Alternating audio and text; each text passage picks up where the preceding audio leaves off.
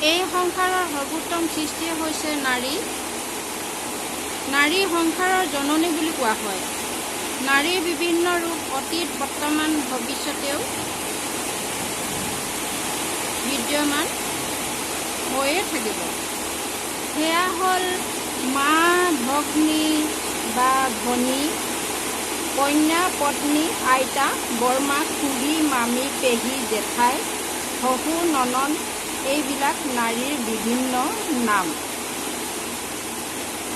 সেই মোৰ পূজনীয় ককা দেউতা, সেই মোৰ মৰমৰ বাপ বান্ধৱ বন্ধুবৰ্গ, সেই মোৰ মৰমৰ দদাই ভতিজা ভাইসকল, সেই মোৰ অতিকে চেনেহৰ উঠি অহা নৱপ্ৰজন্ম, আপোনালোক সকলোকে কৈছোঁ, নাৰীয়ে প্ৰতিটো ৰূপতে নিজৰ কৰ্তব্য খুব সুন্দৰকৈ ৰূপায়ণ কৰি আহিছে।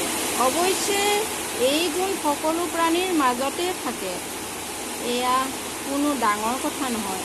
সেই মোৰ অনুগামীসকল, নাৰীয়ে হওক বা পুৰুষেই হওক, যদি গুণো আছে তেন্তে কিবা নহয় কিবা এক দোষো আছে। আজি দোষখিনি নাচাই কেৱল গুণখিনিহে চাব বিচাৰিছোঁ। কাৰোবাৰ দোষ চাই আমি কেতিয়াও বেয়া হ'ব নালাগে। মানুহে যিটো দেখে সেইটোকে ভাবে আৰু ভাবে তেওঁলোকে সেইটোকে কৰে।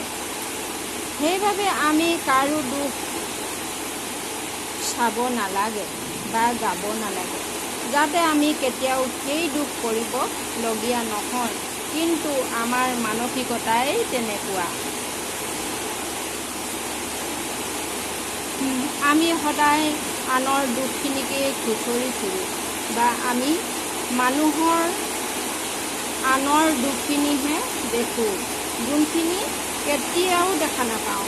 আৰু সেইকাৰণে আমাৰ গুণৰ অভাৱ হয় আৰু দুখো বেছি হয়। আমি জানি বুজি মানুহৰ ভাল কাম চাব নোৱাৰোঁ। কেৱল দুখ খুচৰি আমি আমাৰ মন মস্তিষ্ক লেতেৰা কৰি পেলাওঁ আৰু কৰ্মৰ দ্বাৰা আমি সেইখিনি দুৰ্গন্ধ মানুহৰ মাজত বিলাই ফুৰোঁ। সেইবাবে আমি আজি দুখখিনি নাচাই গুণখিনিহে কেৱল চাবলৈ যত্ন কৰিম। সৃষ্টিকৰ্তাৰ সৰ্বোত্তম সৃষ্টিয়ে হৈছে নাৰী।